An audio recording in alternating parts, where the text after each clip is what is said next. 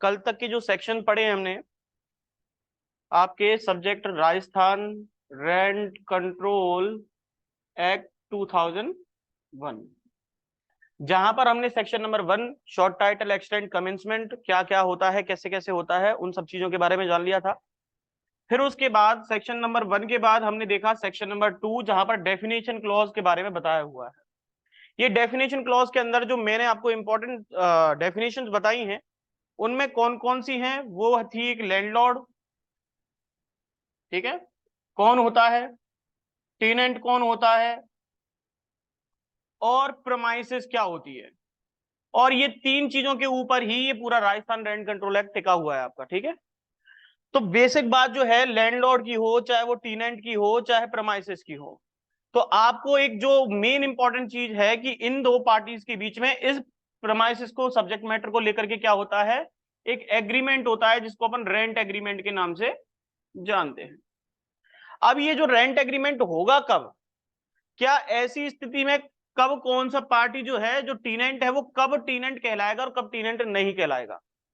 आपसे मैं एक चीज पूछता हूं, पहले तो ये बताइए कि कोई पार्टी, जैसे कि सपोज करो एक मकान मालिक है, उसने अपने घर पे कोई व्यक्ति जो है अपने घर पे ठहरा रखा है, ठीक है, वो कह रहा है कि तुम फ्री में रहो, यहाँ पर कोई दिक्कत नहीं है, जब तक तुम्हारा मन कर रहा है तब तक रहो।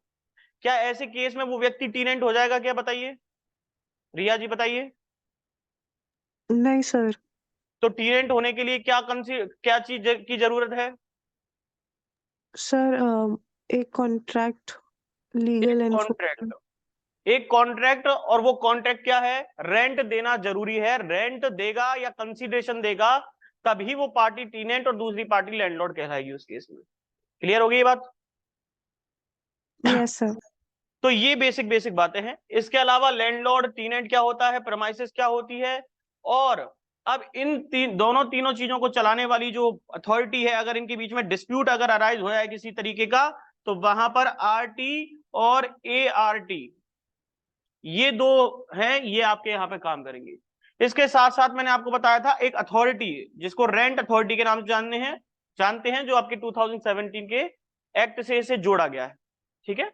तो हमने काफी कुछ इनमें देख लिया था, लेकिन अब जो हमारा चैप्टर, अपना जो चैप्टर नंबर 2 और 3 की कुछ बातें समझ लेनी है, क्योंकि अपन क्या पढ़ेंगे अब, सेक्शन नंबर 3 के बारे में पढ़ने वाले हैं। सेक्शन नंबर 3 को जब हम पढ़ रहे हैं, तो हमें कुछ चीजों के बारे में ध्यान रखना है। यहां सेक्शन नंबर 3 में जो ये प्रमाइसिस की बात की गई थी, इसका सब्जेक्ट मैटर प्रमाइसिस ही तो था ना। तो जो ये प्रमाइसिस की बात की गई थी, उस प्रमाइसिस के अंदर कुछ सेक्शन नंबर 3 के अंदर जो बताई गई प्रमाइसिस है, वो इंक्लूड नहीं होती हैं, एक्सेप्शन के तौर पर मानी जाती हैं,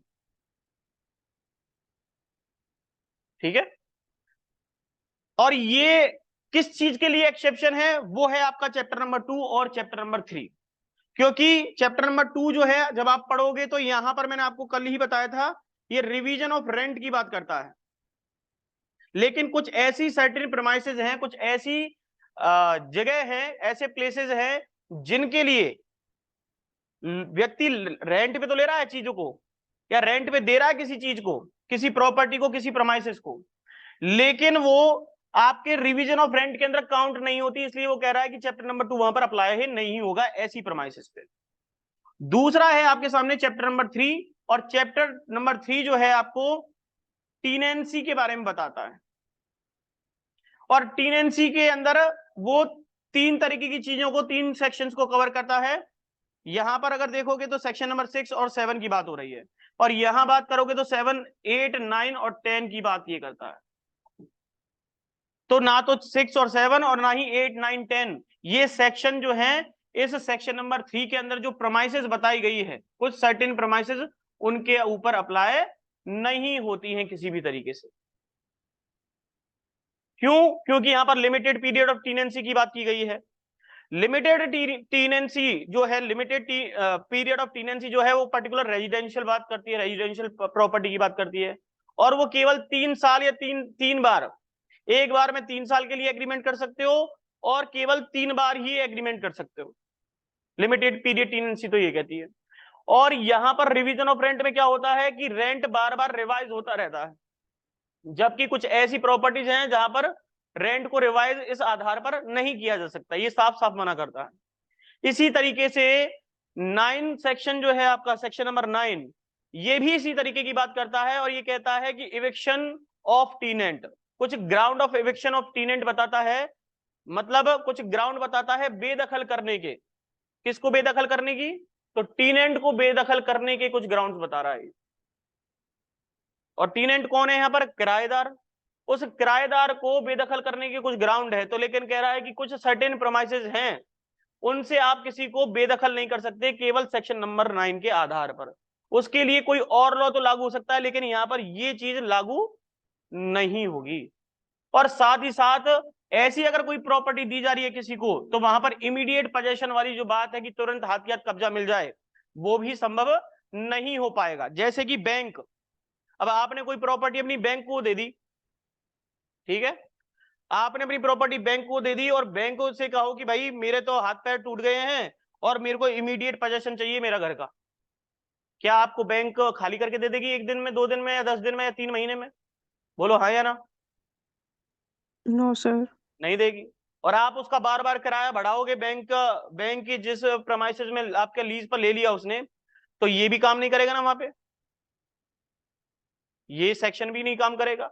इसी तरीके से जो लिमिटेड पीरियड ऑफ टीनेंसी थी, ये भी काम नहीं करेगा, क्योंकि ये तो 3 साल के लिए, और जबकि लीज पर लेगा बैंक, अब किसी प्रॉपर्टी को रेंट पे तो ले रहा है वो, लेकिन वो उसने प्रेमाइसेस जो ली है वो 20-25 साल के लिए तो कम से कम लेगा ही लेगा। तो इसका मतलब लिमिटेड पीरियड ऑफ टीनेंसी का भी सेक्शन यहाँ पर काम नहीं आएगा।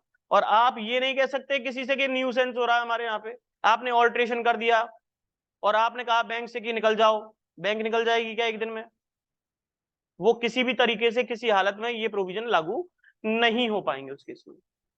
तो इसीलिए वहां पर साफ साफ लिखा हुआ है, आप सेक्शन नंबर 3 निकाल लीजिए,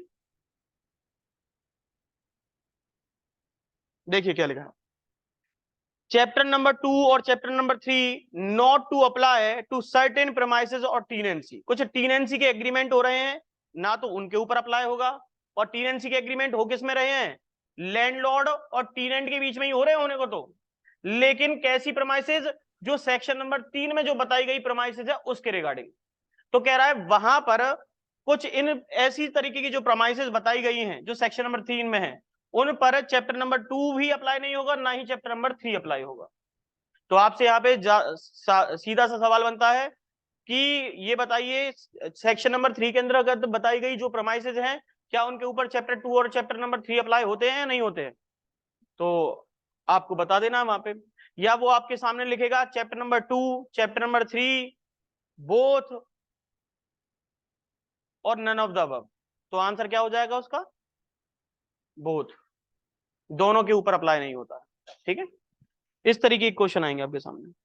आगे देखिए यहां पर क्या लिखा है, कह रहा है nothing contain in the chapter number 2 and 3 of this act shall not, ये नथिंग को कहां पे जोड़ दीजिए? शैल और अप्लाई के बीच में जोड़ दोगे तो क्या बन जाएगा? चैप्टर 2 और 3 of this act shall not apply. ना तो दूसरा और ना ही तीसरा चैप्टर जो है इसका वो अप्लाई नहीं होगा।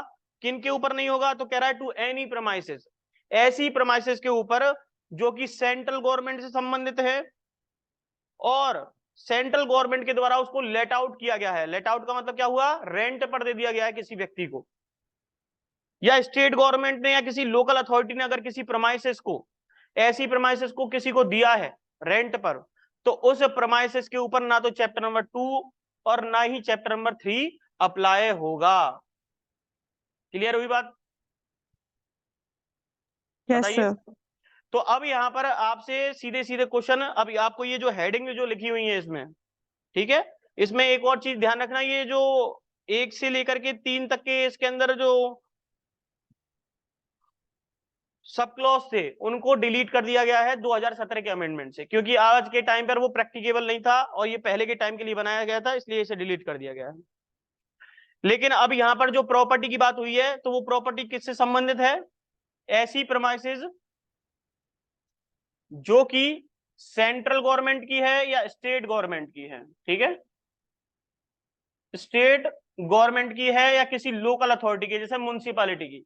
ठीक है, आगे देखिए क्या लिखा है, to any premises belonging to or let out by the body corporate constitute by the central act और राजस्थान एक्ट। अब देखो यहां पर कह रहा है कि कोई, आपने देखा होगा जो सेंट्रल एक्ट होते हैं और राजस्थान एक्ट होते हैं, उनके तहत किसी बॉडी को बनाया गया है। किसको बनाया गया है? बॉडी को। जैसे कि सपोज करो जे एक्ट देखा है आपने? जे एक्ट के अंतर्गत अगर, अब वो एक्ट कैसा है? सेंट्रल एक्ट है। उसके अंदर किसी बॉडी को कॉन्स्टिट्यूट करने की बात की जाए और उस बॉडी ने क्या कर रखा है अलग से, अब वो कॉर्पोरेट बॉडी हो गई या सपोज करो कंपनी एक्ट हो गया या किसी भी तरीके का कोई एक्ट, जिसके अंदर उसने कोई प्रॉपर्टी या प्रमाइसेस जो है ले रखी है और उसको लेट आउट कर रखा है, ठीक है? तो फिर इसलिए कह रहा है कि सेंट्रल एक्ट के अंतर्गत या स्टेट एक्ट जो है आपके, स्टेट कौन से? राजस्थान स्टेट के जो एक्ट है, तो फिर उसके द्वारा उसके द्वारा इसके तहत कोई कॉरपोरेशन बना हुआ है, ठीक है? इन कोई लॉ है, उस लॉ के तहत कोई कॉरपोरेशन बना हुआ है। अब वो कॉरपोरेशन जो है उसने क्या कर रखा है, अपनी प्रमाइसेस बनाई हुई है काफी ज्यादा, ठीक है? क्योंकि कॉरपोरेशन क्या है? एक लीगल एंटिटी है। इसने अपनी कोई प्रमाइसेस बनाई हुई है या इसने उस प्रमाइसेस को लेट आउट किया हुआ है किसी को, तो फिर ऐसी प्रॉपर्टी के ऊपर भी ना चैप्टर नंबर 2 और ना ही चैप्टर नंबर 3 अप्लाई होगा। और इसी तरीके से तीसरा देखोगे तो अब देखो यहां पर गवर्नमेंट कंपनी की बात हो रही है। गवर्नमेंट कौन सी कंपनी होती है? तो फिर इसमें कह रखा है जिसमें 51% शेयर होते हैं। और अब कंपनीज एक्ट आपका 2013 का आ गया है, तो यहां पर लिखा हुआ है कंपनीज एक्ट के तहत, तो फिर ये भी इसके अंदर शामिल हो जाएगा। तो इस गवर्नमेंट कंपनी ने अगर अपनी कोई प्रोमाइसेस बनाई हुई है और उस प्रोमाइसेस को किसी को रेंट पर दे रहा है, तो उस प्रोमाइसेस के ऊपर भी ना तो चैप्टर नंबर 2 और चैप्टर नंबर 3 अप्लाई होगा। चौथा पॉइंट है इसका, वो है देवस्थान डिपार्टमेंट।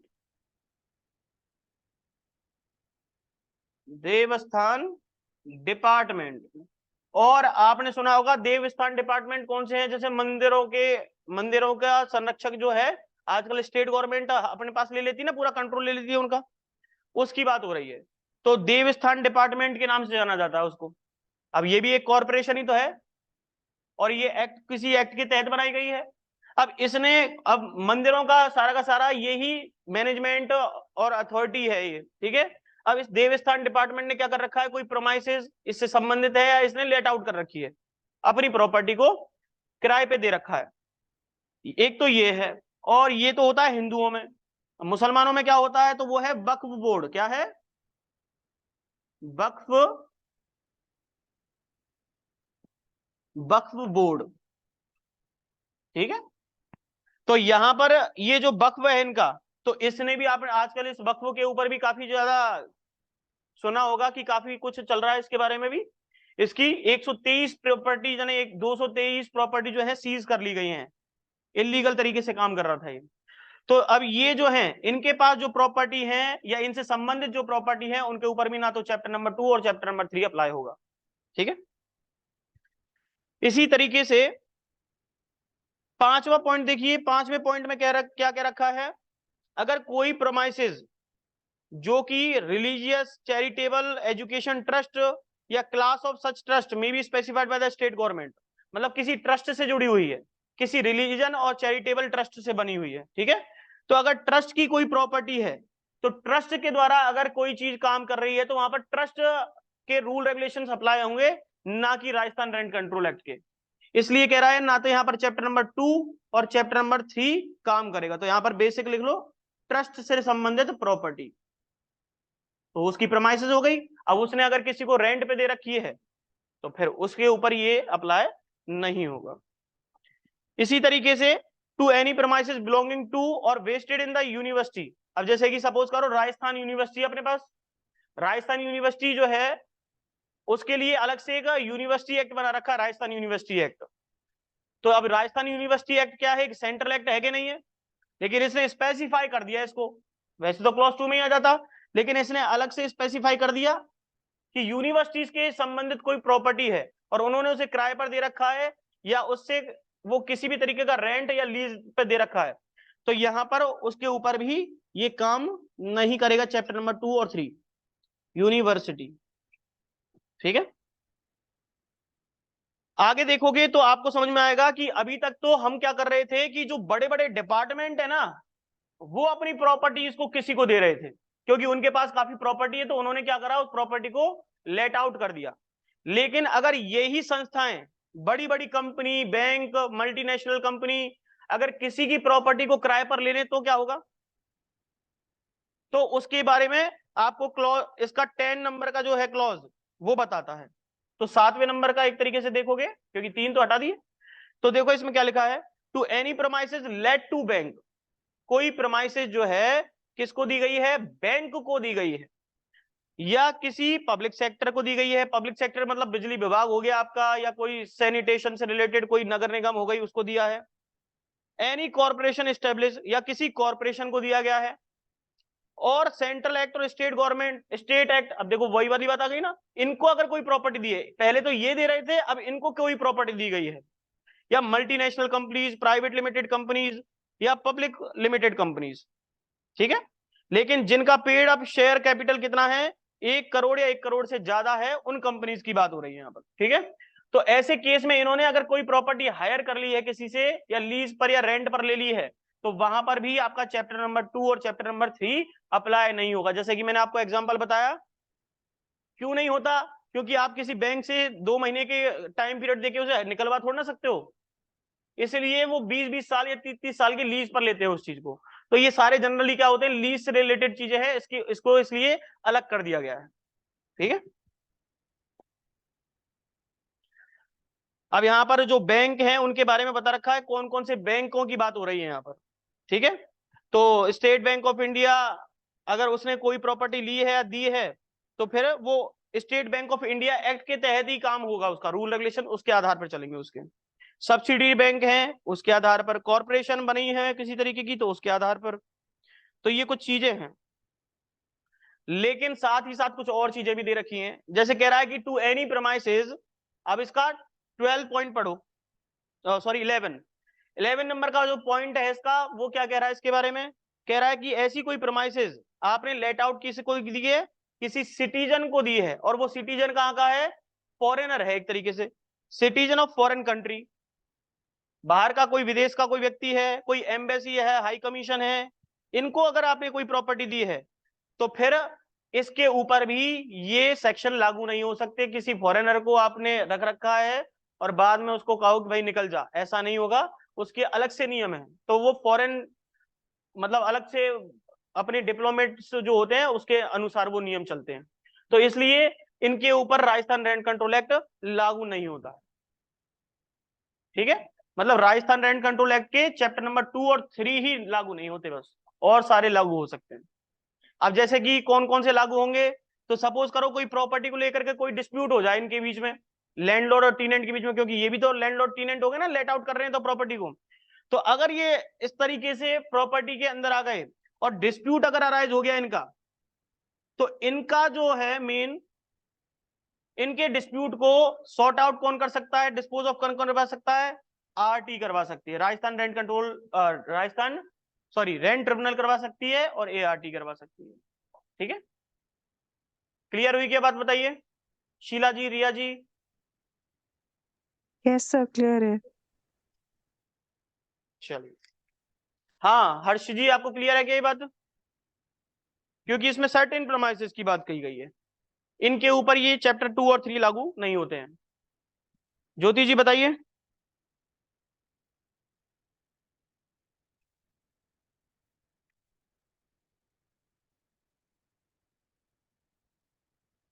चलिए आगे देखिए,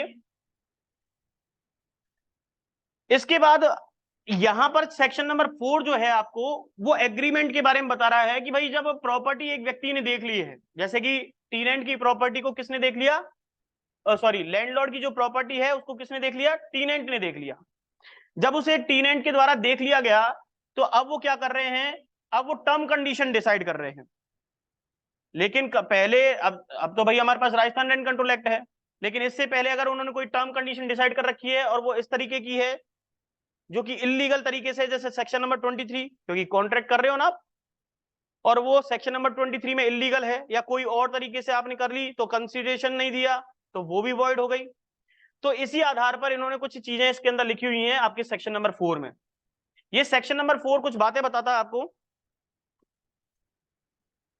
देखिए क्या लिख रहा है, कह रहा है rent to be as agreed. मतलब यहां पर इस सेक्शन नंबर 4 के अंदर जब वो एग्री हो रहे हैं, म्यूचुअल अंडरस्टैंडिंग हो गई है कि कितना रेंट होना चाहिए और कितना नहीं होना चाहिए, तो इसलिए एग्री का मतलब यहां पर म्यूचुअल कंसेंट है दोनों की, दोनों पार्टी ही अपनी कंसेंट देंगे। इसके लिए कोई अलग से कोई फॉर्मेट नहीं है। दोनों पार्टी अगर राजी हो गई किसी बात पर कि भाई 10,000 होना चाहिए, 12,000 होना चाहिए, 15,000 होना चाहिए, वो उन पर ही डिपेंड करेगा। देखो कैसे क्या लिखा है इसमें, कह रहा है the rent payable for any premises shall subject to the provision of this act. Other provision of this act मतलब इस एक्ट के जो अदर प्रोविजन है उनको ध्यान में रखते हुए अगर दोनों पार्टीज, कौन सी पार्टीज, तो कह रहा है such as may be agreed, वो एग्री हो जाती हैं बिटवीन द लैंडलॉर्ड और टीनेंट, टीनेंट और जो लैंडलॉर्ड दोनों किराएदार और मकान मालिक जो है, अगर वो क्या हो जाएं, एग्री हो जाएं उस बात से कि भाई इतना रेंट होगा, मेरे को इतना प्रमाइसिस चाहिए, अगर ये हर चीज से एग्री हो जाते हैं, लेकिन किन बातों को ध्यान में रखते हुए, जो और प्रोविजन है उनको भी ध्यान में रखते हुए, कहीं इनकंसिस्टेंट बात जा रही हो, वो कुछ कह रहे हैं प्रोविजन लेकिन इन्होंने अपनी तरफ से कुछ भी बना लिया हो, तब नहीं माना जाएगा। तो कह रहे हैं कि म्यूचुअल अंडरस्टैंडिंग लेकिन subject to the provision of other provision of this act. ठीक है, तो इसलिए कह रहा है कि सेक्शन नंबर 4 के अंदर वो म्यूचुअली एग्री हो जाएंगे और फिर वो क्या करेगा, रेंट पेबल फॉर, अब जो म्यूचुअल एग्री हुए हैं जिसके लिए, वो जिस रेंट के लिए, तो कह रहा है कि the rent payable for any premises, तो फिर वो ऐसी प्रमाइसेस के लिए क्या करेगा, रेंट पे करेगा। ठीक है, लेकिन अब यहां पर म्यूचुअल एग्री हो गए, लेकिन इसने क्या कहा है कि प्रमाइसेस के लिए जो रेंट तय किया है, प्रमाइसेस के लिए जो रेंट तय किया गया है, और किन किन ने किया है, लैंडलॉर्ड और टीनेंट ने, तो फिर उसके आधार पर ही ये दोनों देंगे। मतलब ये जो रेंट है टीनेंट के द्वारा पे किया जाएगा इसको अकॉर्डिंग टू सेक्शन नंबर 4। लेकिन ये कह रहा है कि जो प्रमाइसेस के अलावा जो उसने अमेनिटीज प्राप्त करी हैं, क्या की हैं, अमेनिटीज हुई हैं, और उनके लिए भी ये पार्टीज दोनों एग्री हो गई हैं, तो ये क्या होगा, ये सेपरेट होगा उस प्रमाइसेस के रेंट से, ये अलग होगा। ठीक है, जब तक कि उन्होंने अलग से कोई कॉन्ट्रैक्ट कॉन्ट्रडी ना कर लिया हो। वो कह रहा है तुम्हें अमेनिटीज देने की कोई जरूरत नहीं है, मतलब अमेनिटीज मैं तो दे रहा हूं लेकिन इन अमेनिटीज को देने के लिए आपको पे करने की जरूरत नहीं है। वो कह रहा है पानी और बिजली का खर्च जो है इसी पर्टिकुलर प्रमाइसेस के अमाउंट में ही जोड़ दिया है हमने, तो फिर अलग से अमेनिटीज देनी, अलग से अमेनिटीज के लिए पैसा देने की जरूरत पड़ेगी क्या, तो फिर नहीं पड़ेगी। लेकिन अगर नहीं किया है तो फिर वो चीज जो है वो अलग हो जाएगी। देखिए क्या लिखा है, कह रहा है इट शैल नॉट इंक्लूड, अब जो ये रेंट पेबल करने की बात की गई थी इसमें क्या चीज इंक्लूड नहीं होगी, तो कह रहा है it shall not include charges, वो चार्जेस इंक्लूड नहीं होंगे पेबल फॉर द अमेनिटीज विच में बी एग्रीड अपॉन सेपरेटली, जिनके लिए वो एग्री हुए हैं सेपरेटली तरीके से। ठीक है, और शैल बी पेबल अकॉर्डिंगली, और फिर जिस तरीके से वो एग्री हुए हैं कि किस तरीके से पेमेंट करना है कैसे नहीं करना है, तो उसी तरीके से वो पेमेंट अमेनिटीज का भी दिया जाएगा जैसे कि रेंट दे रहा है वो व्यक्ति। बताओ सेक्शन नंबर 4 क्लियर है कि नहीं है, बताइए, कुछ पूछना है, बोलिए।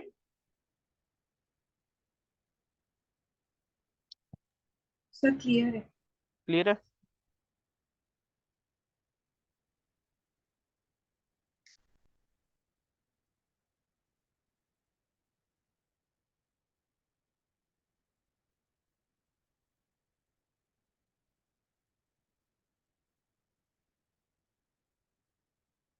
अब आप अगर चाहो तो रेंट के बारे में लिख सकते हो, रेंट होता क्या है, तो आप लिख सकते हो rent it is not defined, rent is not defined under RRCA, Rajasthan rent control act के अंदर रेंट जो है आपका डिफाइन नहीं है, लेकिन ये रेंट होता क्या है तो यहां पर लिखा हुआ है, हम इसे क्या कह सकते हैं, what we can say that कि rent rent is a rent is the amount, लिखो, rent is the amount which paid by the tenant, rent is the amount which paid by the tenant as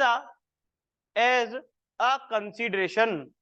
और consideration किस बात के लिए दिया जा रहा है, for the use of premises, for the use of premises. तो इसको क्या कहेंगे हम, अब जो भी उसने कंसिडरेशन दिया है, ठीक है, और जो भी अमाउंट दिया है एज अ कंसिडरेशन, वो क्या कहलाएगा, उस प्रमाइसेस के लिए रेंट कहलाएगा। तो अब देखो, प्रमाइसेस के लिए जो दिया जा रहा है वो रेंट, और अमेनिटीज के लिए दिया जा रहा है वो भी कंसिडरेशन ही है, तो वो भी उसी के अंदर इंक्लूड हो रहा है, लेकिन ये अलग अलग चीजें होती है, ठीक है। तो एक तो ये बात हो गई क्लियर। अब देखो यहां पर जब पेबल अकॉर्डिंगली कह रहा है, तो कह रहा है कि रेंट तो तय कर लिया, लेकिन इसका मोड क्या होगा इसे देने का, इसे कैसे दिया जाए किसी व्यक्ति को, मतलब ये जो मोड है कि किस तरीके से, कौन से तरीके होंगे जिससे आप क्या कर सकते हो, लैंडलॉर्ड को क्या कर सकते हो, पे कर सकते हो। और ये करेगा कौन, तो कह रहा है टीनेंट करेगा। तो ये इसको पे कैसे कर सकता है, तो इसमें कुछ ग्राउंड्स बता रखे हैं, उनके आधार पर ऐसा किया जा सकता है। तो पहला कह रहा है अनलेस एग्रीड अदरवाइज, जब तक कि वो किसी और बात पर एग्री ना हो जाएं। अगर वो किसी चीज पर एग्री हो चुके हैं तब तक तो फिर वही बात मानी जाएगी जैसे उन्होंने कॉन्ट्रैक्ट कर लिया है, क्योंकि आप कर सकते हो, आपको फ्रीडम है इस बात की कि जिस तरीके से कॉन्ट्रैक्ट करना चाहो उस तरीके से कर लो, ठीक है। इसलिए लिख दिया पहले ही, अनलेस एग्रीड अदरवाइज, जब तक कि कोई बात अपनी तरफ से कोई एग्री ना हो जाए। अगर नहीं किया कोई एग्रीमेंट इस तरीके का, तो फिर क्या करोगे आप, सेक्शन नंबर 5 के, क्या करोगे, सेक्शन नंबर 5 के जो मोड्स हैं, मोड ऑफ पेमेंट है, उनसे ही काम करोगे। देखो क्या क्या लिखा हुआ है, तो कह रहा है एवरी टीनेंट शैल पे the rent by the 15 days of the month next following the month for the which rent is payable. इसको समझो, ये जो अनलेस एग्रीड है ना, ये अनलेस एग्रीड केवल ये क्लॉज 1 के लिए आया है। अनलेस एग्रीड जो है यहां पर ये आपको बता रहा है कि वैसे तो क्या होगा कि आपने जिस दिन से मकान लिया है, सपोज करो आज 1 जनवरी को आपने मकान लिया है, ठीक है, तो आपने 1 जनवरी को लिया है और 1 फरवरी हो गया, क्या हो गया, 1 फरवरी आ गया यहाँ पर, तो आपको रेंट या तो इसमें दे देना चाहिए था, लेकिन अभी तक आपने रेंट पे ही नहीं किया है, तो फिर रेंट कब दोगे। तो कह रहा है जो ये 1 फरवरी से लेकर के और 15 फरवरी की जो डेट है नेक्स्ट फॉलोइंग मंथ, उसके बीच में क्या करो आप, वो पेमेंट कर दो। और किसको कर दो, लैंडलॉर्ड को कर दो। किसके लिए आदेश है ये, टीनेंट के लिए आदेश है। तो अगला जो महीना है उसकी 15 तारीख तक आप क्या कर दो, नेक्स्ट फॉलोइंग। अब जैसे सपोज करो 1 की जगह यहां पर 5 होता, तो यहां पर भी 5 हो जाता, और यहां पर कितना हो जाता, 20 हो जाता, 20। लेकिन अगर लैंडलॉर्ड और टीनेंट ने क्या कर रखा है, वहां पर इस तरीके का कोई अलग से ही एग्रीमेंट कर रखा है। उन्होंने कह रखा है कि भाई मेरे को तो 5 तारीख को हुआ है, लेकिन वो कह रहा है कि मुझे तो एक क्या होना चाहिए, 1 तारीख को ही रेंट मिल जाना चाहिए, तो भैया उसको 1 तारीख को ही रेंट देना पड़ जाएगा। या उसने कोई और नियम बना रखे हैं, वो कह रहा है कि जिस दिन से उसने मकान लिया है, तो वो कह रहा है कि मेरे को तो इसी 5 जनवरी को दे दो रेंट, तो 5 जनवरी से ही, मतलब उसे हर पहले महीने की 5 तारीख को ही चाहिए, तो फिर उस तरीके से मानना पड़ेगा। लेकिन ये पैसा दिया कैसे जाएगा, तो पहले तो उन्होंने कह दिया कि 15 days of the month next following the month which the rent is payable. तो प्रत्येक जो भी टीनेंट होंगे, तो उसके लिए यहां पर देखो टीनेंट के लिए मैंडेटरी किया गया है, और क्या लिखा है शब्द, शैल। तो आपसे ये क्वेश्चन पूछा जा सकता है कि जो पेमेंट किया जाएगा टीनेंट के द्वारा, तो वो कब किया जा सकता है, कितने दिन में किया जा सकता है, अगर कि वो कोई एग्रीमेंट नहीं किया है तो उन्होंने, तो फिर बताओ कितने में दिन में होगा। आगे का आने वाला जो महीना होगा उसके 15 दिन के अंदर अंदर करना पड़ेगा। ठीक है, ये हो गया आपका क्लॉज 1। क्लॉज 2 क्या कहता है? Every tenant who make a payment on the account of rent shall be entitled to obtain a receipt of the amount paid duly signed by the landlord or his duly authorized agent। यहां clause 2 में बता रखा है receipt के बारे में। ये कह रहा है, यहां पर कहा गया है इस बात के बारे में कि अगर उसने पेमेंट कर दिया है, टीनेंट ने अगर पेमेंट कर दिया है, तो फिर उसके द्वारा, लैंडलॉर्ड के द्वारा क्या की जाएगी, एक रिसिप्ट उसको दी जाएगी अपने साइन करके। और लैंडलॉर्ड ने खुद ने नहीं दिया तो अपने बिहाफ पर किसी और ने करा है तो उसके द्वारा साइन किए जाएंगे। इसलिए दोनों चीज लिखी हैं, his duly authorise agent. His duly authorise का मतलब क्या है कि लैंडलॉर्ड खुद नहीं, पैसा उसने नहीं लिया, उसने किसी एजेंट को ऑथराइज कर रखा अपने लिए। कह रहा है कि ये एजेंट तुमसे पैसा लेके जाएगा, तो फिर वो एजेंट क्या करेगा, रिसिप्ट देगा उसको। ठीक है, तो इसका क्लॉज 2 ये कहता है। क्लॉज 3 क्या कह रहा है? क्लॉज 3 ने मोड ऑफ पेमेंट की बात अब यहां पर की गई है कि टेनेंट में make payment to the landlord और हिज ड्यूली ऑथराइज एजेंट। या तो पेमेंट जो है लैंडलॉर्ड को किया जा सकता है या उसके ऑथराइज एजेंट को किया जा सकता है, लेकिन कुछ मेथड्स बता रखे हैं क्लॉज 3 में। तो कह रहा है कि पर्सनल पेमेंट, मतलब खुद जाकर के उसको पेमेंट कर दो, बाय कैश दे सकते हो पर्सनल पेमेंट में, या चेक दे के आ सकते हो उसको वहां पर घर जाके, और बैंक ड्राफ्ट, आप बैंक ड्राफ्ट के थ्रू, डीडी के थ्रू भी ये चीज दे सकते हो उसको। और कैसे कर सकते हो, ये कह रहा है कि भाई लैंडलॉर्ड ने अगर बैंक अकाउंट नंबर दे रखा है तो फिर बैंक में ट्रांसफर करवा दो पैसे, दूसरा क्लॉज ये है। और नहीं तो फिर कैसे कर सकते हो आप, by remitting through postal money order. तो पहले क्या चलता था, पोस्टल मनी ऑर्डर बहुत ज्यादा चलते थे, अब तो इनकी जरूरत ही नहीं है, क्योंकि अब तो आपके पास गेटवे वाला सिस्टम है, गूगल पे, पेटीएम, इनके थ्रू कर सकते हो। तो यहां पर ये पोस्टल मनी ऑर्डर जो है आपके सामने, तो ये पोस्टल मनी ऑर्डर जो है, इसके थ्रू भी क्या कर सकते हो आप, लैंडलॉर्ड के घर पे ये पैसा भिजवा सकते हो। तो डाक के थ्रू भिजवाते हैं ना, वो चीज है ये। लेकिन ये जो क्लॉज 2 है, इसका जो बैंक अकाउंट में ट्रांसफर करवाना था, जो इसमें क्लॉज, आपका जो क्लॉज नंबर 3 है, सब सेक्शन नंबर 3, उसका क्लॉज बी जो है, जहां पर कह रखा है कि भाई अगर लैंडलॉर्ड ने कोई स्पेसिफाई कर रखा हो बैंक अकाउंट, तो उसके अंदर पैसा ट्रांसफर करवा दो। लेकिन अगर उसने, लैंडलॉर्ड ने पैसा, बैंक अकाउंट देना भी तो चाहिए ना उसने, अगर नहीं दिया हुआ तो फिर क्या होगा। और अगर बैंक अकाउंट दे रखा है तो कौन से एरिया का देना है, उसके बारे में आपको क्लॉज 4 बताता है। देखिए क्या लिखा है, कह रहा है the landlord shall disclose to the tenant his bank account number or name of the bank in the same municipal area। अब इस सेम म्युनिसिपल एरिया को अंडरलाइन कर लो यहां पर। सेम म्युनिसिपल एरिया का मतलब क्या है कि सपोज करो ये ए नाम का टीनेंट जो है कहां रहता है, मानसरोवर में रहता है। कहां रहता है, मानसरोवर में। ये साहब मानसरोवर है आपका, इसके अंदर रहता है। तो ये क्या है, मानसरोवर क्या है, एक म्युनिसिपल एरिया है। तो अब इस म्युनिसिपल एरिया के अंदर ही आप क्या करोगे, जो आपका खाता यहां पर खुला हुआ हो, और ये खाता किसका हो, बी नाम के व्यक्ति का हो, तो जहां पर बी नाम के ऐसा बैंक अकाउंट हो कि यहां पर जाते ही ए व्यक्ति जो है वो पैसा डिपॉजिट करवा दे, तो उसी तरीके का सेम म्युनिसिपल एरिया में ऐसा बैंक अकाउंट नंबर देना होगा आपको। ऐसा नहीं कि आपने जो बैंक अकाउंट नंबर दिया है वो मालवीय नगर का या ऐसी जगह का दिया है जहां पर इसकी पहुंच ही नहीं हो सकती, तो ये पैसे कैसे डलवाएगा। इसलिए वो कह रहा है कि सेम म्युनिसिपल एरिया का ही बैंक अकाउंट नंबर देना पड़ेगा आपको, जिस एरिया में आपने उस व्यक्ति को मकान दे रखा है। इसलिए यहां पर लिखा हुआ है कि name of the bank in the same municipal area in the rent agreement by the notice sent to him by registered post और एक्नोलेजमेंट ड्यू। अब जैसे भी आप उसको पेमेंट करने के लिए कह रहे हो और कह रहे हो कि मेरे बैंक में डलवा दे, तो ये चीज या तो आपने कहा कर दी हो, रेंट एग्रीमेंट के अंदर पहले ही मेंशन कर दी हो कि भाई ऐसे ऐसे रेंट एग्रीमेंट कर रहे हैं हम दोनों, इसके अंदर ही बैंक अकाउंट मेंशन कर दिया हो।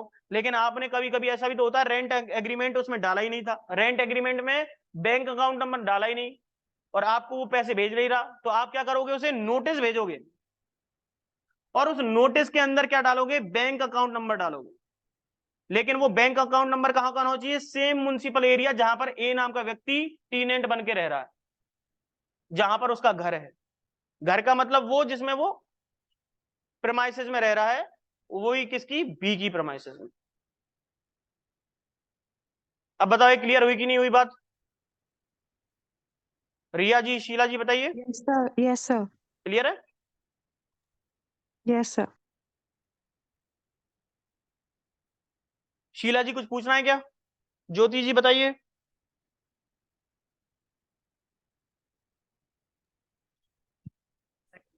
नो सर, क्लियर है। चलिए आगे देखिए, यहीं आगे chapter number 2 apply, chapter number 2 यहाँ पर चालू हो जाता है आपका।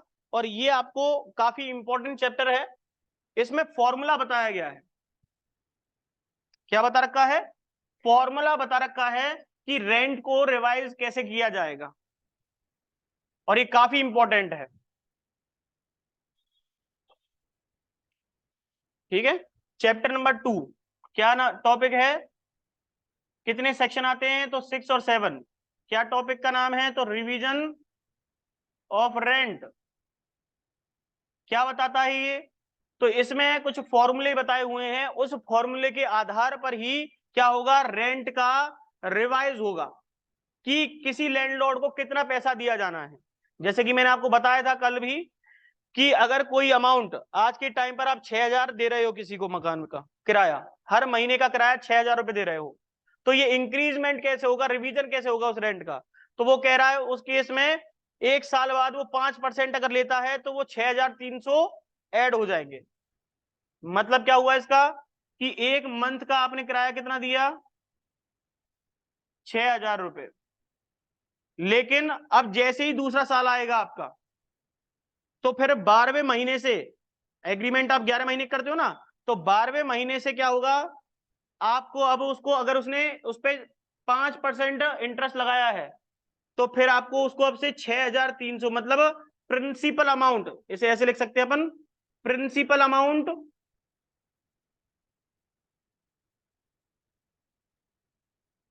प्लस इंक्रीज रेंट,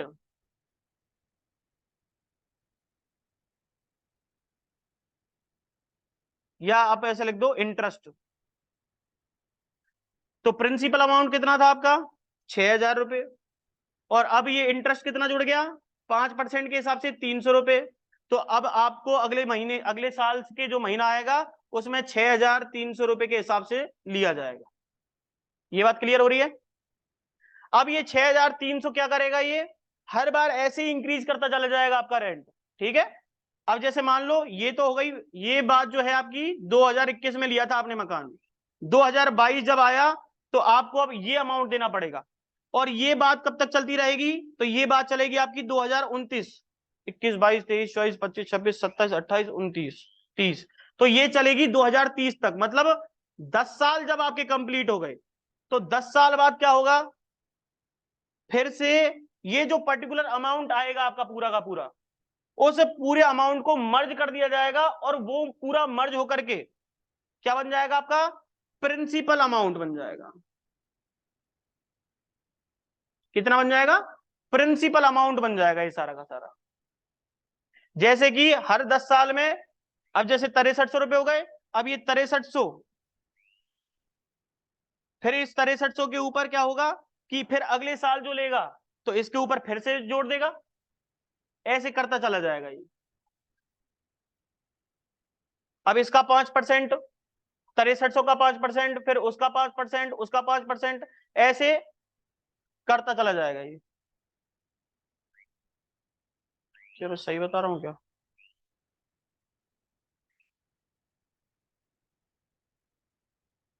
सुनो सुनो, ये गलत हो रहा है। यहां पर क्या होगा, सुनो, ये प्रिंसिपल अमाउंट जो होगा ना, इसी के ऊपर हमें हर बार वो इंटरेस्ट बढ़ेगा हर साल का। तो जैसे कि एक बार इसने इंटरेस्ट बढ़ा दिया, ठीक है, और वो प्रिंसिपल अमाउंट कितना था, 6,000, और एक साल बढ़ाया तो 300 रुपए। तो हर साल जो है अब इस पे 300 रुपए ही बढ़ेंगे, नहीं तो ऐसे तो चक्रवृद्धि ब्याज लग जाएगा। तो अब ये क्या होगा, हर साल 300 रुपए बढ़ाएगा। तो 10 साल में ये कितने हो गए, 3,000 हो गए। कितने हो गए, 3,000। तो 6,000 प्लस 3000 क्योंकि इंटरेस्ट का, और ये कब मर्ज हो रहे हैं? 10 साल बाद। और जैसे ही 10 साल हो जाएंगे तो अब 9000 के ऊपर क्या लिया जाएगा? 9000 के ऊपर 5% चालू हो जाएगा आपका। अगर कोई व्यक्ति मकान के अंदर 10 साल तक रहा है ना, तो उसके बाद 9000 पर 5% लिया जाएगा आपसे। तो अब जो पैसे दिए जाएंगे तो फिर कितने दोगे?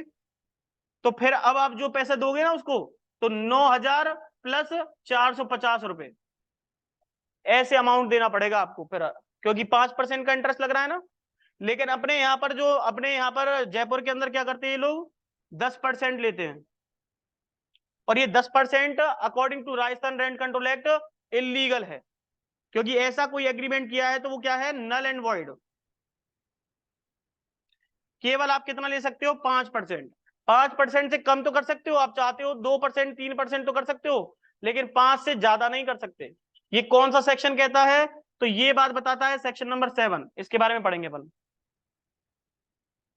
पहले तो ये बताओ, ये थोड़ा ये फॉर्मूला समझ में आया क्या आपको? क्लियर हुआ कुछ? Yes sir. क्लियर हो रहा? चलिए एक बार इसे देख लीजिए, फिर आपको और चीजें समझ में आएंगी। देखो क्या लिखा है। ये कह रहा है section number 6, revision of rent in respect of existing tenancy. अब देखो यहां पर अंडरलाइन कीजिए इस शब्द को, किसकी बात कर रहा है ये?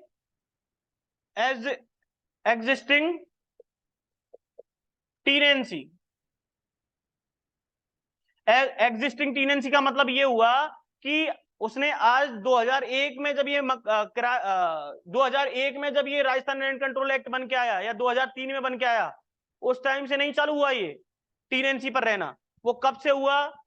वो या तो 1950 से पहले से रह रहा है, सपोज करो वो 1934 से रह रहा है, तब की बात बता रहा है, या वो कह रहा है कि 1960 से रह रहा है, तब की बात कर रहा है। और कितने दिन हो गए उसे रहते रहते? आज उसे 2014 या 2020 हो गई। या आप ये कह सकते हो सबसिस्ट टीनेंसी 2023 अभी भी वो रह ही रहा है उसके मकान के अंदर। ठीक है, तो ये इसलिए क्या कह रहा है कि अभी तक टीनेंसी इस रेंट कंट्रोल एक्ट के आने पर नहीं बनी है, उससे पहले से ही चलती आ रही है। तो इसलिए एग्जिस्टिंग टीनेंसी की बात कर रहा है, जो अभी भी एग्जिस्ट है और पहले से ही एग्जिस्ट चलती हुई आ रही है। तो उसके बारे में जो बात करता है आपका सेक्शन नंबर 7 बात करता है। लेकिन इस रेंट कंट्रोल एक्ट के आने के बाद से अगर कोई न्यू टीनेंसी क्रिएट करता है, क्या करता है? न्यू टीनेंसी क्रिएट करता है, तो फिर वहां पर सेक्शन नंबर 7 लागू हो जाता है। अब देखो क्या लिखा है इसमें, not with standing anything contain in any agreement. देखो यहां पर लिखा है कि भैया राजस्थान रेंट कंट्रोल एक्ट तो अब बना है, ये कह रहा है कि कोई भी एग्रीमेंट उस टाइम पर आपने म्यूचुअली तरीके से कर लिया हो, क्योंकि लैंडलॉर्ड की बहुत ज्यादा चल रही थी उस टाइम पे, तो उन्होंने किसी भी तरीके से कोई मोहर लगवा ली, कुछ भी करवा लिया, और अपने तरीके से ऊटपटांग चीजें लिखवा दी उस एग्रीमेंट के अंदर। तो कह रहा है कि उसमें कुछ भी लिखा हुआ हमें कोई फर्क नहीं पड़ेगा। क्या कह रहा है ये आगे? Where the promises have been let out before the commencement of this act. क्या लिखा है यहाँ पर? इस एक्ट के कमेंसमेंट के पहले की बात हो रही है। तो इस एक्ट के कमेंसमेंट की बात क्या बताई मैंने आपको? या तो वो 1950 से पहले की बात हो, 1934 की, या 1950 से बाद की बात हो। लेकिन बात कब की है? 2003 में जब ये एक्ट आया, उससे पहले की बात कर रहा है। अब आप सोच रहे हो कि सर ने इतना 50 साल का गैप क्यों ले लिया उसके अंदर? क्योंकि प्रोविजन के आधार पर ये बता रहा हूं मैं आपको। इनके बारे में क्लॉज 1 में बताया हुआ है और इसके बारे में क्लॉज 2 में बताया हुआ है। देखो क्या लिखा है, तो आपको ये तो पता चल गया कि इस एक्ट के आने से पहले की बात हो रही है, तभी तो एग्जिस्टिंग टीनेंसी है। तो क्या कह रहा है? The rent thereof shall be liable to be revised according to the formula indicated below। मतलब अगर वो एग्जिस्टिंग टीनेंसी है, पहले से चलती आ रही है, और इस एक्ट के आने से पहले से चलती आ रही है, तो फिर उस केस में क्या करना पड़ेगा? जो नीचे फॉर्मूला बता रखे हैं क्लॉज 1 में और क्लॉज 2 में, उनको ही फॉलो करना पड़ेगा। अब क्या बात बता रहा है, देखिए देखिए, where the promises have been let out prior to the 1 जनवरी 1950। कोई व्यक्ति जो है कब से किराए पे रह रहा है?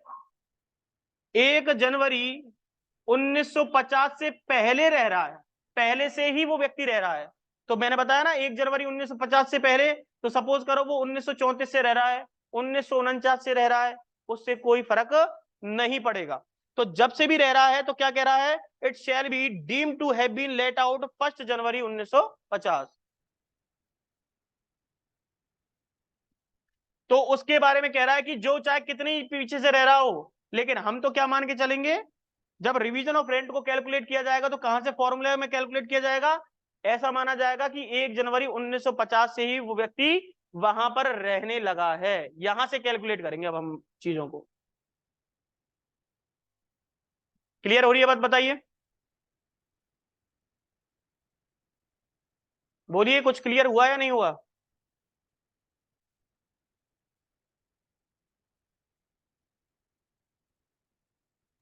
यस सर, क्लियर है। क्लियर है? यस आगे सर। देखिए, आगे देखिए क्या लिखा है। And the rent payable at that time shall be liable to be increase at the rate of 5% per annum. पहले ये जो था, आज से कुछ दिन पहले, मतलब 2006 तक ये 7.5% था। कितना था? 7.5% इंटरेस्ट लिया जाता था इसके ऊपर। लेकिन बाद में इसको हटा दिया गया 2006 के बाद, या 2006 में हटा दिया गया, और इसको अब कितना कर दिया? 5% कर दिया है। कितना कर दिया है? 5%। तो 5% पर एनम बढ़ेगा। लेकिन कब से बढ़ेगा? तो कह रहा है अगर कोई व्यक्ति 1934 से रह रहा है और उसका रिवीजन करना है रेंट, तो ऐसा माना जाएगा, पहले तो कह दिया कि 1 जनवरी 1950 से उसको कैलकुलेट किया जाएगा। ऐसा माना जाएगा कि वो व्यक्ति 1 जनवरी 1950 से रह रहा है वहां पे। ठीक है? और हर साल के लिए, हर साल के लिए कितना मान के चल रहे हैं अपन? 5% इंटरेस्ट मान के चल रहे हैं। अब सपोज करो उस व्यक्ति का हमें रिवीजन ऑफ रेंट कैलकुलेट करना है इस टाइम से, तो कैसे करोगे? तो आप करोगे 1950 से लेकर के 1951। फिर यहां पर क्या करो आपने? सपोज करो उसका जो रेंट है वो कितना है? 100 रुपए। इसको मैं आपको लिख के देता हूं, ऐसे समझ में नहीं आएगा आपको, थोड़ा सा कैलकुलेशन है इसके अंदर, तो इसलिए आपको थोड़ा सा याद रखना पड़ेगा इसके।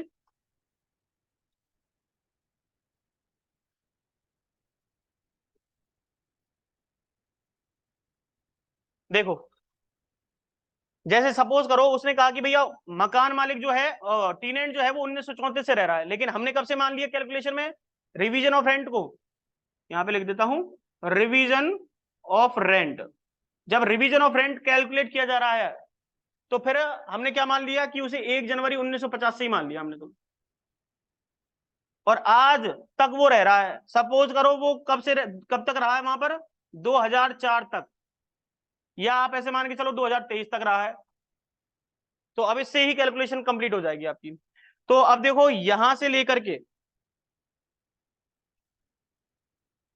1 जनवरी 1951 तक सेम रेंट रहा। सपोज करो उसका कितना रेंट था? 100 रुपए। लेकिन जैसे ही 1 जनवरी 1950 के बाद से अगर ये होगा, तो कितने में आ जाएगा? 1952 में। ठीक है? तो अब इसके ऊपर 100 रुपए के ऊपर, 100 रुपए क्या है? Principal amount. ठीक है? तो अब इस पे 5% इंटरेस्ट बढ़ना है। तो अब इसे 1952 में कितने रुपए देने पड़ेंगे? 105 रुपए। अब इसका जो रेंट है हर महीने कितने देना पड़ेगा इसको? हर महीने की महीने 105 रुपए, 105 रुपए, 105 रुपए देना पड़ेगा। अब जैसे ही 1 जनवरी 1953 आ जाएगा, तो अब प्रिंसिपल अमाउंट पे फिर से पैसा बढ़ जाएगा। अब प्रिंसिपल अमाउंट जो है वो कितना था पहले से? 100 रुपए, और 5 रुपए ये थे आपके पहले का इंटरेस्ट, और एक और इंटरेस्ट बढ़ गया 5 रुपए। कब बढ़ा? 1953 में। ठीक है? तो अब ये क्या होगा? अब इस 1953 के पूरे साल के अंदर ये हर महीने कितना पैसा देगा? 110 रुपए देगा। अब इसे कैसे कैलकुलेट करोगे पूरे को पूरे को? तो सपोज करो 1950 से लेकर के 10 साल का कैलकुलेट करो पहले तो 10 साल का कैलकुलेट किया तो 5% के हिसाब से कितने हो गए? 150 रुपए हो गए मान के चलो। क्योंकि ये क्या करता है कि 100 तो प्रिंसिपल अमाउंट था आपका, और 100 के बाद जो इंटरेस्ट बना 5-5 रुपए करके, तो अब इसको टोटल को जो इंटरेस्ट है अब इसके साथ 10 साल बाद क्या कर देगा, कैलकुलेट कर देगा, और इस टोटल अमाउंट को प्रिंसिपल अमाउंट बना देगा। और क्या हो गया, अब 150 रुपए हो गए, सपोज करके चलो। कितने हो गए प्रिंसिपल अमाउंट अब से, 150 रुपए। तो अब जब 10 साल बाद की बात आएगी तो कितना 10 साल बाद हुआ, 1961 की बात हो रही है, या आप मान लो 10 साल 1950 की 1960 की बात। तो अब जो अमाउंट अब वो व्यक्ति रह रहा है 10 साल तक, तो वहां पर अब 150 रुपए बने थे ना, तो अब इस 150 के ऊपर 5% इंटरेस्ट, क्योंकि ये पर्टिकुलर अमाउंट क्या हो गया, मर्ज हो गया। तो यहां पर अब प्रिंसिपल अमाउंट कितना हो गया, 150, और 150 के ऊपर 5%। तो अब कितना हो जाएगा ये, तो 7.5 रुपए जो है इसके साथ जुड़ जाएगा। तो अब इसे हर महीने कितने देने पड़ेंगे, 150 प्लस 7.5 रुपए, इतने रुपए देने पड़ेंगे इसे। तो कितने रुपए देने पड़ेंगे इसे, अब 157.5 इतने रुपए देने पड़ेंगे अब इसे हर महीने। कब तक देने पड़ेंगे, 1961 तक। क्लियर हो रही है बात, बताइए।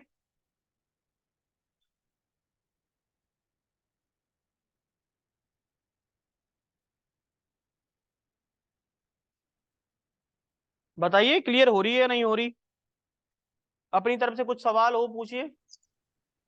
यस सर क्लियर है। क्लियर है, हाँ आगे सर देखिए। क्लियर है।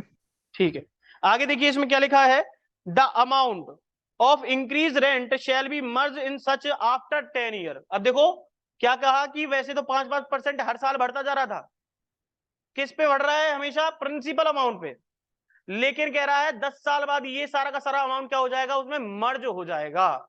तो मर्ज होने के बाद कैसे पता चला कि 100 रुपए प्रिंसिपल अमाउंट था, और हर बार 5-5 रुपए करके 10 साल का कितना इंटरेस्ट बन गया, 50 रुपए। तो कह रहा है 10 साल बाद जब 11वां साल आएगा तो उसके अंदर ये क्या हो जाएगा, प्रिंसिपल अमाउंट, दोनों प्रिंसिपल अमाउंट और इंटरेस्ट क्या हो जाएंगे, मर्ज हो जाएंगे, और कितने बन गए, 150 रुपए। तो 11वें साल में अब 150 रुपए के ऊपर ही 5% का इंटरेस्ट जुड़ेगा, जैसा कि मैंने अभी आपको बताया करके।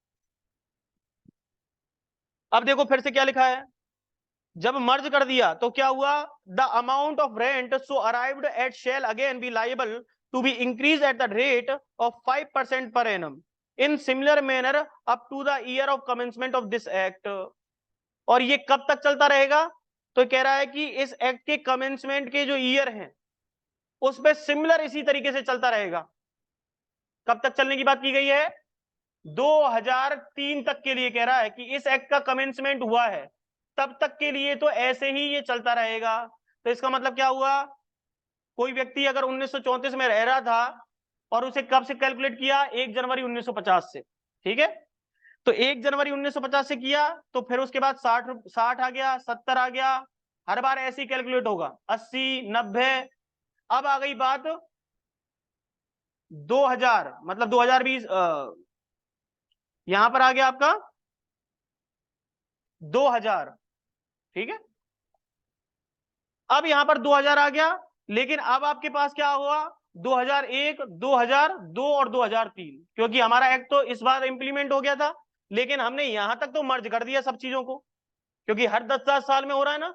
लेकिन अब तो 3 ही साल रह गए उसके बाद, अब 3 साल बाद मर्ज कर दें क्या, क्या करना है इसका अमाउंट का, उसकी बात यहां पर कैलकुलेट की गई है।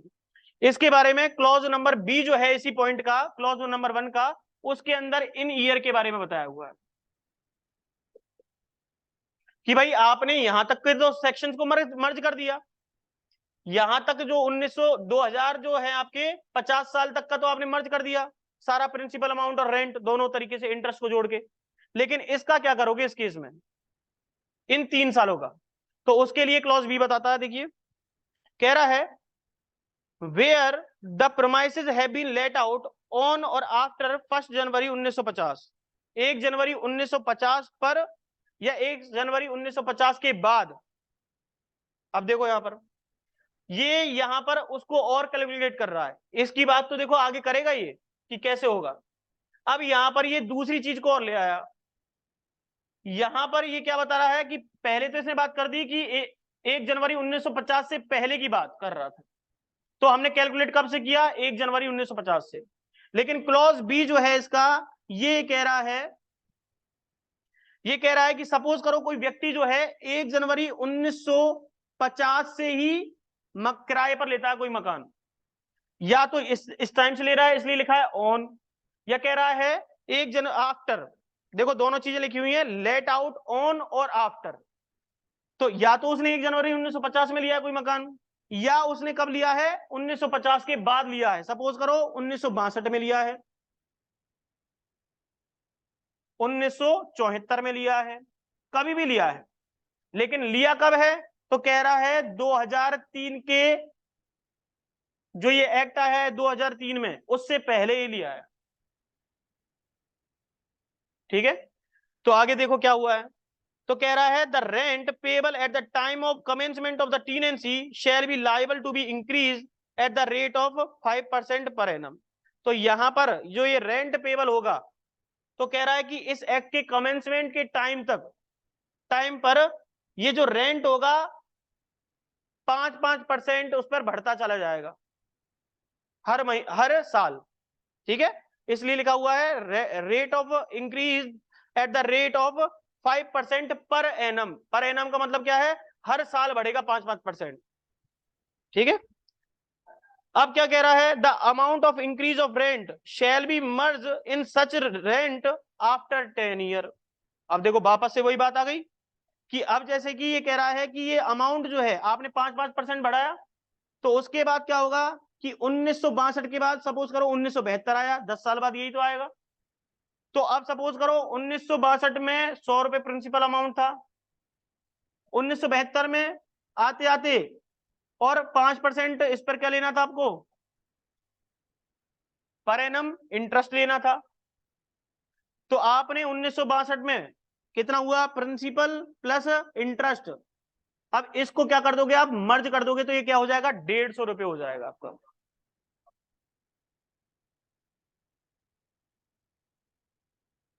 तो ये आपके सामने कैलकुलेट होके आया है। ठीक है, तो 150 रुपए हो गए। तो हर बार ये मर्ज होता रहेगा ऐसे करके। फिर इसमें देखिए क्या लिखा है आगे। फिर कह रहा है the amount of so arrived at shall again be liable to be increase at the rate of per annum similar manner up to the year of commencement of this act. और ये कब तक चलता रहेगा? जब तक कि इस एक्ट के कमेंसमेंट की टाइम तक नहीं चल जाए। इस एक्ट का कमेंसमेंट कब हुआ? तो आपको पता ही है 2003 में हुआ, तो 2003 तक के लिए बात कर रहा है। अब लेकिन 2003 में अब जिसका कैलकुलेशन 1950 से हो रहा होगा, तो वो 2000 तक तो कैलकुलेट कर लेगा, क्योंकि हर 10 साल में मर्ज हो रहा था। लेकिन अब तो 3 ही साल रह गए, तो इसका मर्ज कैसे करोगे? तो उसके लिए अब यहां पर प्रोविजन बता रखा है इसके अंदर। क्लॉज सी को इसका सबसेक्शन नंबर 2 देखिए क्या लिखा हुआ है। देखिए, not with standing anything contain in subsection number 1। अब सबसेक्शन नंबर 1 में क्लॉज ए और क्लॉज बी में जो बात की गई थी, क्लॉज ए में कौन सी बात की गई थी? जब कोई व्यक्ति किराएदार है और वो 1950 से पहले रह रहा है, जैसे कि 1934 में। और सब क्लॉज बी में क्या बात की गई थी? कोई व्यक्ति जो है 1 जनवरी 1950 की सन 1950 में रहने चालू हुआ था, या 1950 के बाद से रहने चालू हुआ है किसी मकान में किराएदार के तौर पे।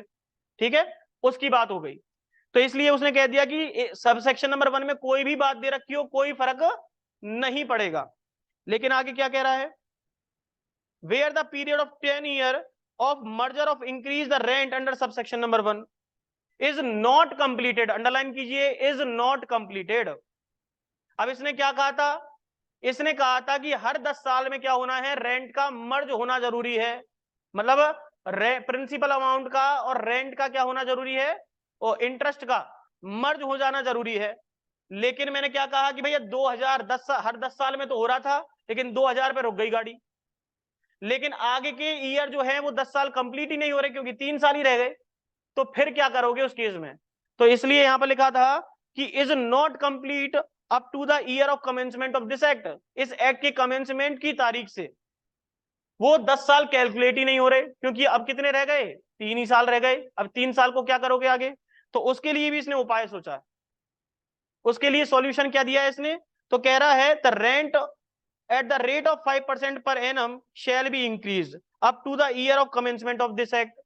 तो कह रहा है 2000 तक आने के बाद जो आगे के साल बचे हुए हैं 3 साल, इसमें भी हर साल क्या होगा, उसी तरीके से 5% का इंटरेस्ट बढ़ता चला जाएगा। हर बार 5-5% बढ़ा दो। किस पर? उस प्रिंसिपल अमाउंट पर जो 2000 में लिया गया। सपोज करो ये 2000 में आते आते कितना हो गया, 250 रुपए हो गया। तो 2001 में जब आएगा तो फिर 5% यहां पे बढ़ेगा, फिर 2002 में आएगा तो फिर 5%, और 2003 में आएगा तो फिर 5%। तो ऐसे करके कितने हो गए, 265 रुपए हो गए। अब ये क्या कह रहा है, अभी तक तो आपने पैसे ले लिए यहां पर, लेकिन आगे क्या कह रहा है, कह रहा है कि ये जो टोटल अमाउंट होगा इस कमेंसमेंट पर, तो क्या होगा, amount of increase of rent shall B merge in the rent. आपने अभी तक तो 5-5 रुपए करके बढ़वा लिए, लेकिन 3 साल के बाद ही कह रहा है, अभी तक तो आपने क्या पढ़ा था, 10 साल के बाद ही मर्ज होता है, ये जनरल रूल था ना। लेकिन अब क्या कह रहा है कि अब ये 3 साल के बाद ही मर्ज हो जाएगा, और ये क्या बन जाएगा इस केस में, अब प्रिंसिपल अमाउंट बन जाएगा। देखो 3 साल के ही टाइम पे ही मर्ज हो गया यहाँ पर।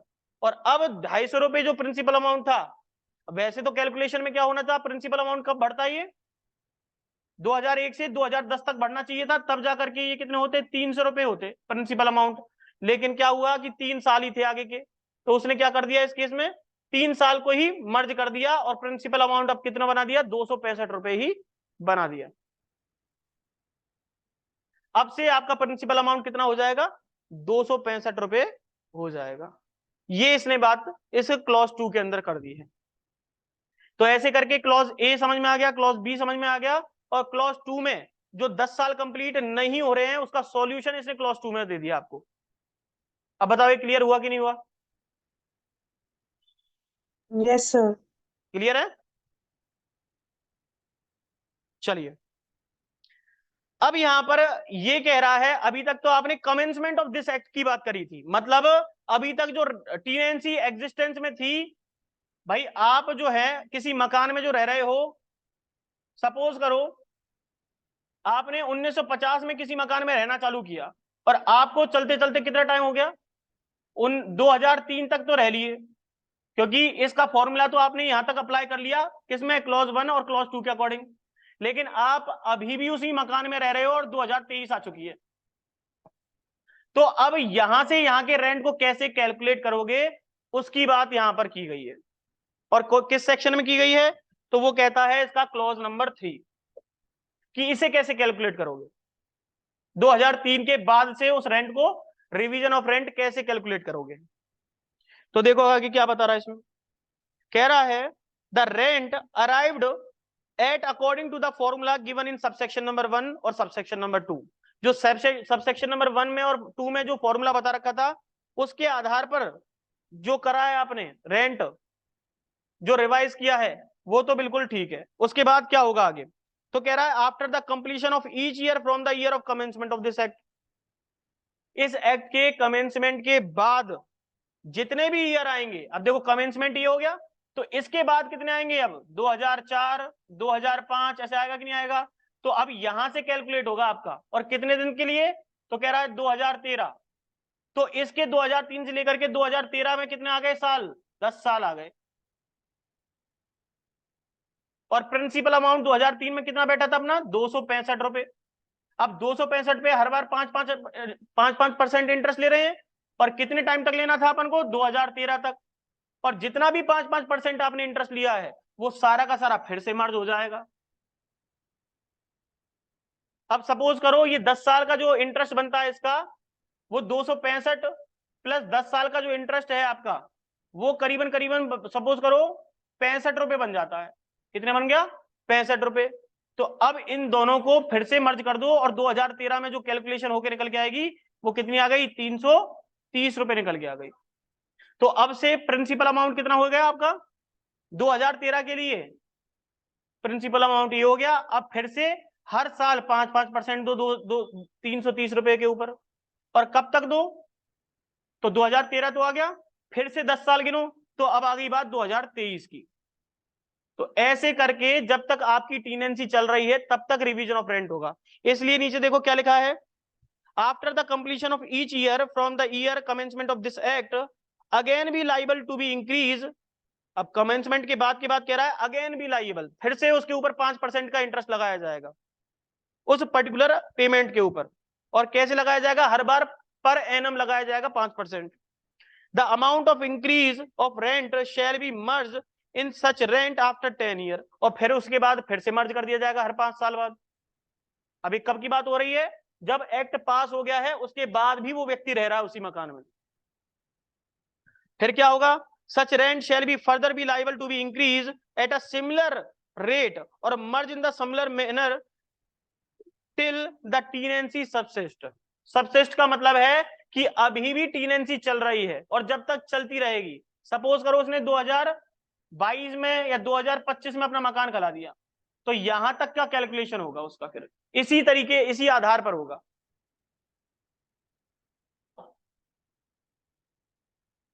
अब बताओ क्लियर हुआ कि नहीं हुआ ये बात, यहां तक Yes, कुछ sir. क्लियर हो रही है ना चीजें। तो यहां पर बेसिक बात जो है वो दो ही चीज याद रखनी है। एक तो अगर वो 1950 से पहले का रह रहा है या 1950 के बाद से रह रहा है या 1950 पर ही रह रहा है, तो ये तो बिफोर वाली बात जो है आपकी क्लॉज 1 करता है। आफ्टर वाली बात और ऑन वाली बात क्लॉज 2 करता है। ठीक है, लेकिन इनके अंदर क्या चीज थी, इनमें हर बार हर साल 5% क्या बढ़ाया जा रहा है, इंटरेस्ट बढ़ाया जा रहा है प्रिंसिपल अमाउंट पे। और वही चीज 10 साल बाद क्या बन जाती है, आफ्टर 10 ईयर, आफ्टर 10 ईयर वो क्या हो जाता है, प्रिंसिपल अमाउंट में मर्ज हो जाता है वो इंटरेस्ट। तो आप ऐसे लिख सकते हो, प्रिंसिपल अमाउंट प्लस इंटरेस्ट मर्ज आफ्टर 10 ईयर। और जब ये हो जाता है तो फिर ये क्या बन जाता है, टोटल प्रिंसिपल अमाउंट के तौर पे आ जाता है। लेकिन ये 10-10 साल वाला कैलकुलेशन जो है क्लॉज 1 और क्लॉज 2 में। लेकिन क्लॉज 3 जो है वो कह रहा है कि जहां पर आपके 10 साल कंप्लीट ही नहीं होते हैं तो फिर वहां पर क्या करोगे, और 2003 आ गया वहां पर, क्योंकि वो बार बार after the commencement of this act कह रहा है ना। तो कमेंसमेंट ऑफ दिस एक्ट का मतलब है कि 2003 की बात कर रहा है। तो 2003 आ गया लेकिन आपका कैलकुलेशन कंप्लीट नहीं हुआ 10 साल का, तो फिर क्या करोगे, तो कह रहा है कि जैसे ही 2003 आ जाएगा ना, तो जितना भी अमाउंट आपने इंटरेस्ट ले लिया है वो सबको एक साथ मर्ज कर दो। और फिर उसके बाद अगर आप अभी भी रह रहे हो आगे, तो फिर उसका कैलकुलेशन जो है वो क्लॉज 4 में बता दिया उसने। अब देखो ऐसे ही चीज बताई हुई है क्लॉज 4 के अंदर। क्लॉज 4 क्या बताता है आपको, कह रहा है द रेंट रिवाइज पर the formula under subsection number 1 और subsection number 2 shall be payable. अब जो भी सबसेक्शन नंबर 1 के अकॉर्डिंग 2 के अकॉर्डिंग जो भी फॉर्मूला था उसके आधार पर ही आपने क्या करना है, शैल बी पेएबल, आपको पे करना है। और कब तक, तो कह रहा है after the commencement of this act, इस एक्ट के कमेंसमेंट होने के बाद भी आप इसी तरीके से पे करोगे। और कब तक करोगे, from the date agreed upon the between landlord और टीनेंट, चाहे उन उस कमेंसमेंट के बाद, अब तक तो आपने ऐसे पे कर दिया, लेकिन इस एक्ट के कमेंसमेंट होने के बाद आप नई टीनेंसी या नए तरीके से आप एग्री होना चाहते हो, लैंडलॉर्ड और टीनेंट जो है वो दोनों आपस में कह रहे हैं कि अब से हम इतना परसेंट इंटरेस्ट लेंगे, इतना परसेंट वो करेंगे, तो उसी फॉर्मूला को अपनाते हुए ये दोनों क्या कर सकते हैं, एग्री हो सकते हैं रिवीजन ऑफ रेंट के लिए।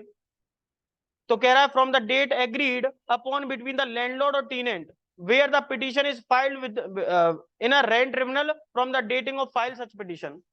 ये कह रहा है यहां पर कि रेंट ट्रिब्यूनल के सामने पिटिशन फाइल कर दें कि साहब हम पर्टिकुलर व्यक्ति जो है इस तरीके से अपना रिवीजन ऑफ रेंट करवाना चाहते हैं। को कैलकुलेट कौन करवाएगा, को रेंट ट्रिब्यूनल करवाएगी। तो उसके आधार पर ये क्या कर सकते हैं, अपनी पिटिशन वहां पे फाइल करेंगे और उसके आधार पर ही इसी फॉर्मूला के तहत इनका रिवीजन ऑफ रेंट कैलकुलेट होकर के आ जाएगा। ये इसमें मेन बात, इसी फॉर्मूले पे चलेगा सारा कुछ। लेकिन इनको क्या करना पड़ेगा, इसके बाद जब से ये एक्ट आया है उसके बाद से रेंट और लैंडलॉर्ड और टीनेंट जो है जिस पर्टिकुलर अमाउंट पर एग्री हुए हैं कि भाई इतना इंटरेस्ट लेना है इतना नहीं लेना है, तो वो पिटीशन फाइल कर दें और उसके आधार पर सारे कैलकुलेशन हो जाएंगे। बताओ ये समझ में आया कि नहीं आया? Yes sir. सर इसमें क्लॉज 4 में हम्म। एप्लीकेशन ऑफ पार्टीज होगा। क्या हुआ है? जो हम रिवीजन ऑफ रेंट होगा वो on hmm. Application of parties होगा। हाँ पार्ट। भाई आप रिवाइज कैसे करवाओगे अपने रेंट को? आपने अब तक तो नहीं करवाया, लेकिन आगे अब जब ये एक्ट आ गया है उसके बाद से आप रिवाइज करवाना चालू करना चाहते हो, तो कैसे करवाओगे उसे? तो उसके लिए एप्लीकेशन तो देनी पड़ेगी ना आपको ट्रिब्यूनल के सामने, तो फिर वो करवाएगा उसे। Okay sir.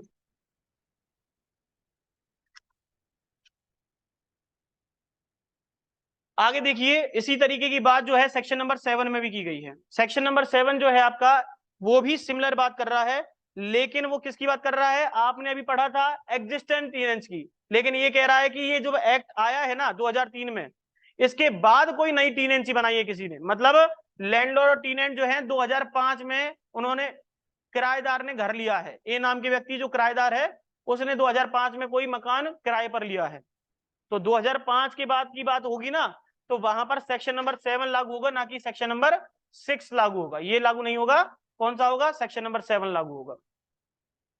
और अब रिवीजन ऑफ रेंट कैसे कैलकुलेट किया जाएगा? तो सिमिलर वही फॉर्मूला अपनाना है, कोई अलग नहीं है। क्या लिखा है यहाँ पर? In the absence of any agreement to the contrary, मतलब जब तक कि कोई अलग से कोई कॉन्ट्रैक्ट कॉन्ट्ररी ना कर लिया हो उनके द्वारा। कॉन्ट्रैक्ट किस चीज के लिए कॉन्ट्ररी ना कर लिया हो? तो यहां पर कह रहा है वो जो 5% इंटरेस्ट ले रहे हो ना, उसके बारे में कोई कॉन्ट्ररी कॉन्ट्रैक्ट ना कर लिया हो। और वो कॉन्ट्ररी कॉन्ट्रैक्ट आपने अगर कर लिया है और आपने कहा है कि भाई मैं इंटरेस्ट 2% लूंगा, मैं इंटरेस्ट 3% लूंगा, तो फिर आपकी बात चलेगी वहां पर, क्योंकि आपने म्यूचुअल एग्री हो गए उसके लिए। लेकिन अगर वो व्यक्ति ये कहने लग जाए कि मैं तो 10% लूंगा, तो ऐसा एग्रीमेंट क्या हो जाएगा? वॉइड हो जाएगा। आपको ऐसा इंटरेस्ट देने की जरूरत है उस व्यक्ति को, लैंडलॉर्ड को नहीं है। अब ये रिवीजन ऑफ रेंट का राइट क्या टीनेंट का होता है या लैंडलॉर्ड का होता है? बताइए, कौन करवाएगा इसे? पैसा किसको चाहिए? Sir landlord. सीधी सी बात है, वही करवाएगा। तो इसी के चक्कर में देखो यहां पर लिखा हुआ है, in the absence of any agreement to the contrary the rent of the promises let out after the commencement of this act. इस एक्ट के कमेंसमेंट के बाद किसी ने कोई प्रोमाइसेस जो है वो लेट आउट की गई है, तो उसके लिए क्या होगा? Shall be liable to be increase at the rate of 5% per annum. तो हर साल उसको क्या देना पड़ेगा? अब 2006 में मकान लिया है, मतलब उसी मकान में रह रहा है, तो फिर उसको 5% इंटरेस्ट प्लस प्रिंसिपल अमाउंट जो था वो देना पड़ेगा। फिर उसके बाद क्या कह रहा है? The amount of increase the rent shall B merge in such rent after 10 year. फिर से वही फॉर्मूला आ गया ना, कि अब वो जो हर साल तुमने 5-5% लिया है, वो 10 साल बाद मर्ज हो जाएगा किसमें? प्रिंसिपल अमाउंट में, वो इंटरेस्ट। और आगे क्या होगा? तो कह रहा है such rent shall further be liable to be increase at a similar rate. और वही सिमिलर रेट चलती रहेगी। कब तक चलती रहेगी? तो कह रहा है मर्ज इन द सिमिलर मैनर, जब तक चलती रहेगी द टिल टीनेंसी सबसिस्ट। जब तक वो टीनेंसी चलती आ रही है तब तक के लिए वो इसी तरीके से चलती रहेगी और फिर मर्ज हो जाएगी। क्लियर हो गई बात? सेम ही है चीज, बस इसमें नई टीनेंसी की बात कर रहा है जो 2003 के बाद से चालू होगी, तो सेक्शन नंबर 7 के तहत। और अगर पहले से चालू है तो वहां पर कंपलसरी कर दिया कि 5% लगेगा लगेगा, इससे ऊपर नीचे नहीं होगा। आगे देखिए क्लॉज 2 इसका, यहां पर कह रहा है कि एनी एग्रीमेंट, अब जो ऊपर लिखा था ना इसने, in the absence of any agreement to the contrary, उसी एग्रीमेंट के बारे में समझा रहा है आपको क्लॉज 2 में एक्सप्लेन करके। कह रहा है कि आपने कोई एग्रीमेंट किया हुआ है, टीनेंट ने लैंडलॉर्ड ने आपस में एक दूसरे से, किस बात के लिए? For the increment of rent, rent के इंक्रीजमेंट के लिए, in excess of the 5% per annum. और कितना कर रखा है? एक्सेस कर रखा है, 5% से ज्यादा का कर रखा है आपने, तो ऐसे केस में shall be void to the that extent. तो फिर ऐसे केस में वो क्या हो जाएगा? ऐसा एग्रीमेंट नल और वॉइड हो जाएगा, आपको इतना पैसा देने की जरूरत नहीं है। क्लियर हो गई सेक्शन नंबर 7 की बात? Yes sir. Yes sir. चलिए आज इतना ही कंप्लीट करते हैं, बाकी अपन कल पढ़ेंगे इसके बारे में।